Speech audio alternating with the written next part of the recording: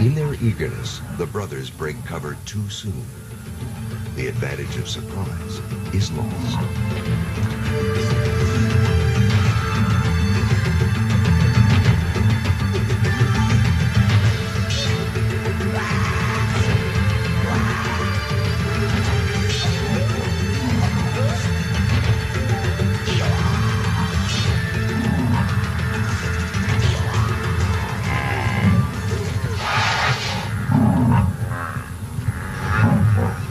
It's not uncommon for buffalo to retaliate.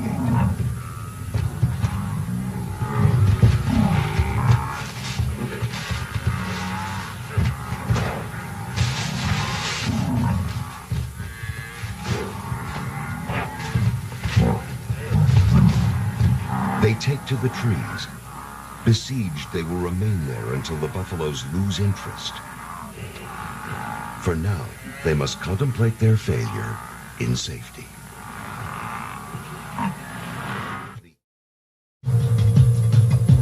For 12 years, I have reigned as lord of my domain. I have hunted, and I have fought and won many battles.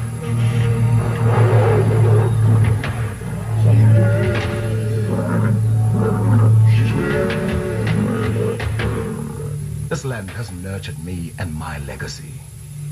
But now, my age wells up without a sound. It is no longer possible for me to live proudly, but I shall die so, knowing I have 2 sons who will continue my bloodline and the legacy that is the Brotherhood.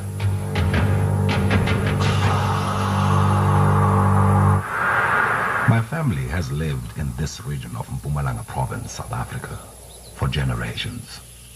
Known as the Lowveld, it's a vast expanse of land where nature is the supreme authority and we, the lions, its sovereign lords. But it was not always so. We were not always kings of this wild place.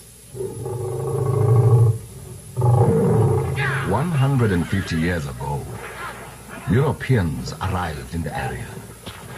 They came with wagons, livestock, and expectations, and began to impose their law of control and division on the bush.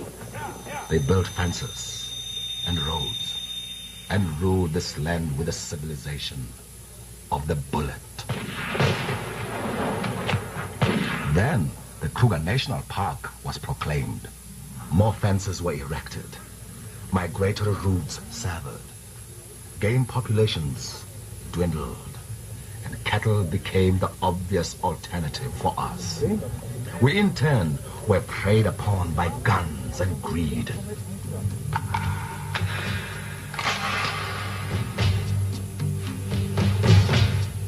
This land is soaked in the blood of my ancestors.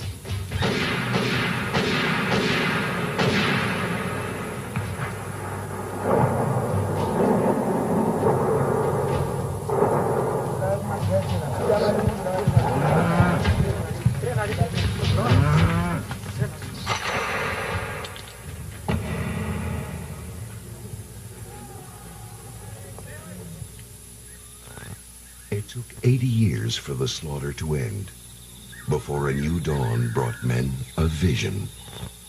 Men who realized the value of what they had been destroying. They began to restore and nurture the land and all who lived by it. Now the fences have come down between the Kruger National Park and the old lions' hunting grounds. A new era of cooperation between man and wildlife saw the return of large herds of antelope and wildlife in all its majestic diversity roaming free once again. The great predators reclaimed their birthright as lords of the Lowveld.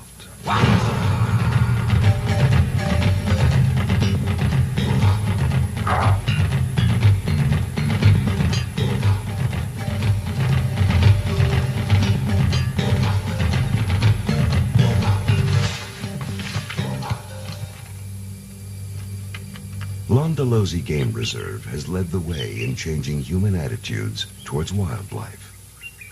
It was one of the first places outside the Kruger Park to give the land back to the animals. One of Londolozi's resident prides lives within a 15.5 square mile territory. It consists of 4 females and their 12 cubs, some still infants, others from earlier litters. 2 males control the harem.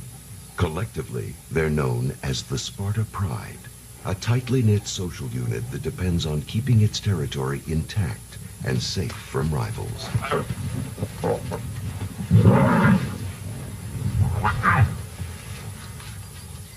Their territory is bordered by the Magnoletti and Sand Rivers, and the 2 males have ruled over it for 4.5 years.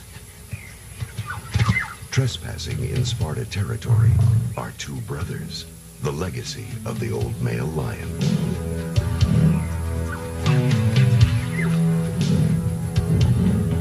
The brothers head for Palapala Kopi, the heart of Sparta territory.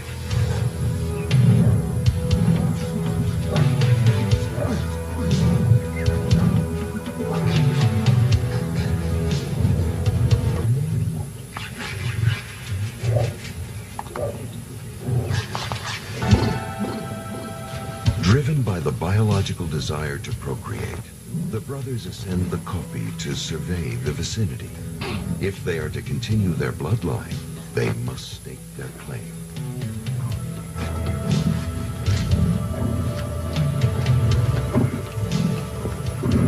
From the vantage point, they see the Sparta Pride resting in the heat of the day.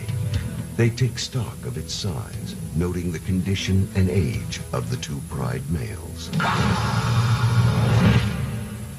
They are past their prime. Conflict is inevitable. The veterans will defend their territory and their pride against all pretenders to the throne.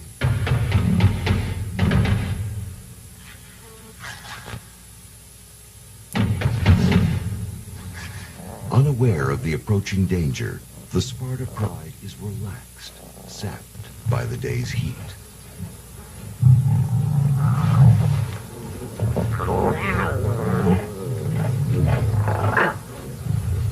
A perfect time to attack. The brothers move in. Should the takeover be successful, the brothers will kill the cubs without delay. But first, they must destroy the older males.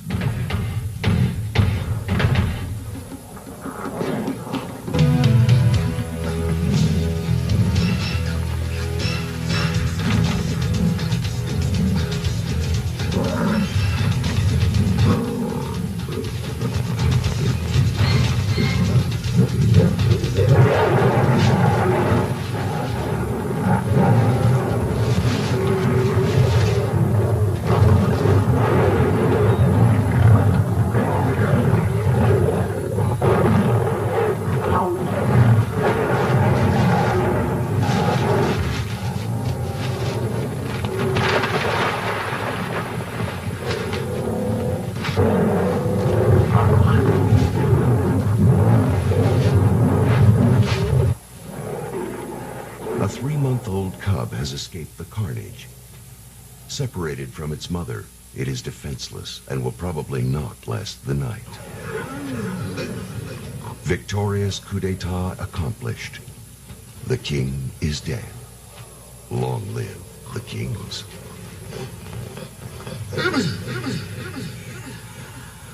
Escaped, wounded, his genetic line now depends on his cub's survival. Male lions won't invest the time or energy required to raise a rival's genes. Infanticide takes place during and after the conquest.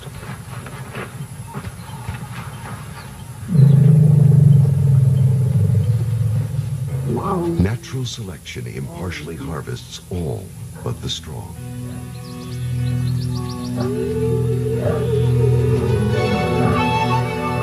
The cub must find its mother.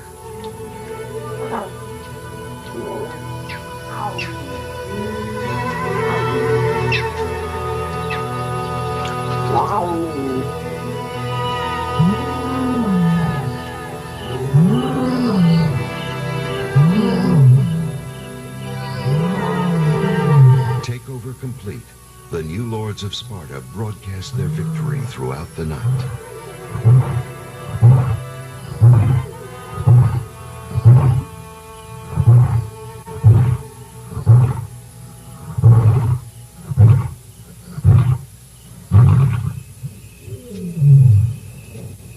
In the aftermath, the cub and its mother call for each other all night, and if necessary, for days to come.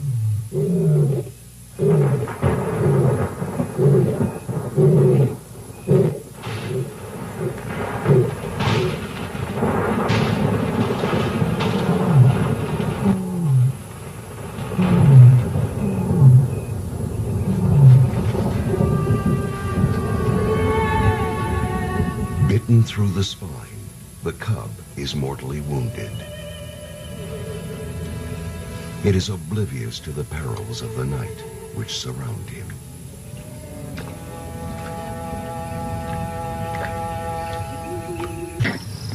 The sun rises, indifferent to the previous day's carnage. Miraculously, some have survived.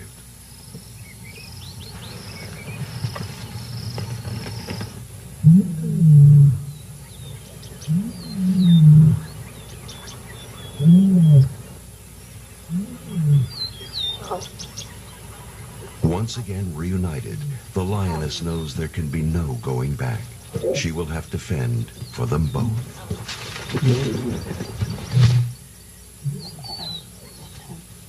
Her sister and 4 cubs also escaped the onslaught. The deposed king's genes are now in their care. They leave Sparta forever.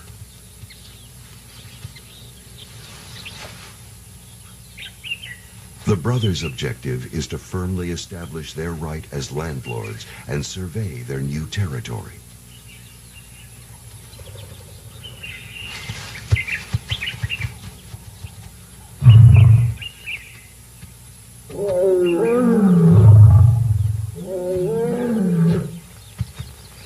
By roaring, they make sure that all know the balance of power has changed.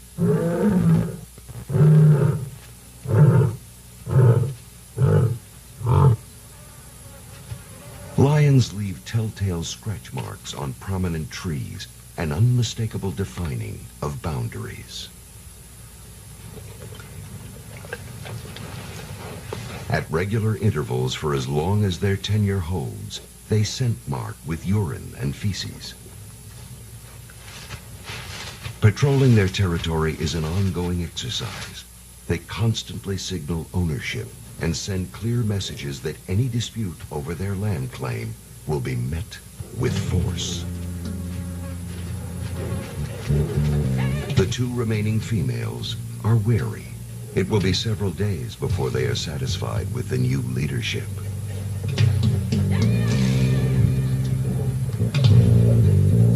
The death of their cubs catalyzed their estrus cycles, a biological response designed to ensure they recover the loss of their offspring as soon as possible. These 2 females are now the nucleus of the new pride. They need the new brothers to hold this territory for the next 3 years if they are to successfully raise cubs.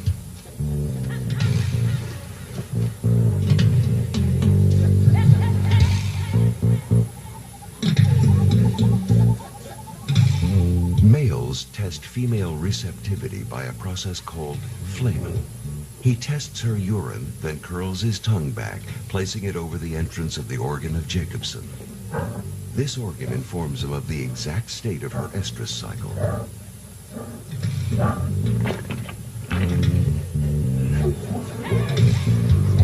Inevitably, the question of sex is dealt with.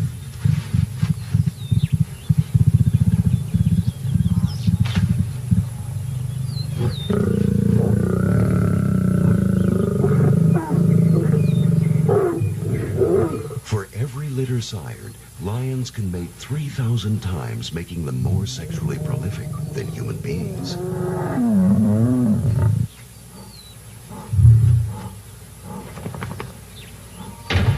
Of all cats, the lion is second in size only to the Siberian tiger and is the largest land predator in Africa. They can live to 15 years in the wild and more in captivity. The male in his prime weighs in excess of 440 pounds. With massive forearms and a thick protective mane, he's designed to fight. It's not only sheer power that has given the king of the beasts his title. It's in their unmistakable air of majesty. Females are almost half the male's weight. At 260 pounds, they are lighter and better hunters than their masculine cohorts. Although they can reach 36 miles per hour, some of their prey are faster. So lions like these in Kenya use stealth to approach. Benefiting from numbers, cooperative hunting techniques are carried out with the efficiency of special forces.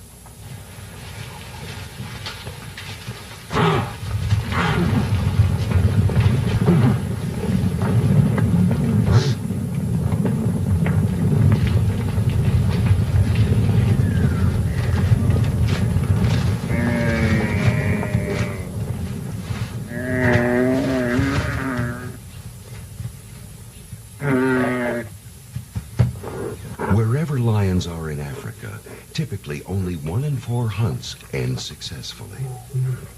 End of winter. The Manyaleti River has dried up, but the other river in the territory, the Sand, is still flowing and has become the magnet for all of Londolozi's wildlife.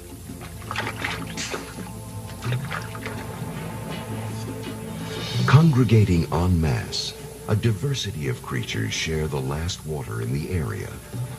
Until the rainy season begins, both prey and predator will cohabit around the source of life, water.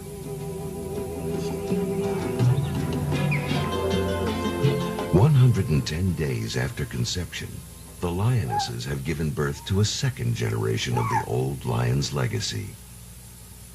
They've chosen Pala Pala, a well-secluded nursery. Weighing in at about 3.5 pounds, the cubs are like any newborn kittens, blind and completely helpless.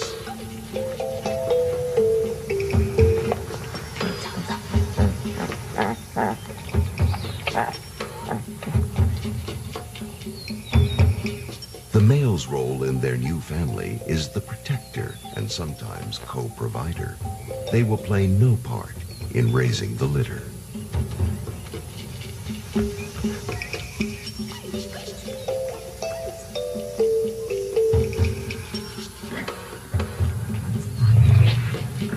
Development happens quickly. In 8 weeks, they can run. Their instinct to explore is tempered only by the parent's instinct to protect. To avoid a scent buildup, the cubs are moved to a different den in order to evade detection by rivals. Hyenas, leopards, wild dogs, and other lions will kill them, given the chance.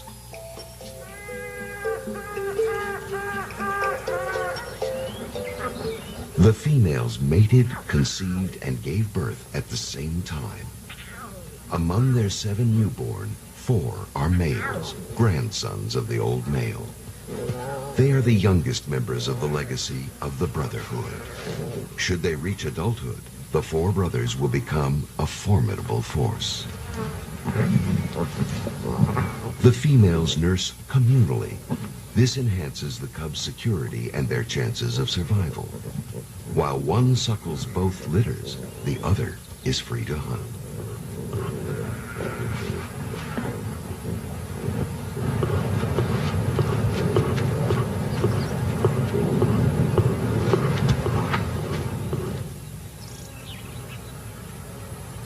Leaving her cubs in her sister's care, the second mother scouts for potential prey. She sights a herd of giraffe. One would feed more than a whole family. Lions don't normally hunt adult giraffe.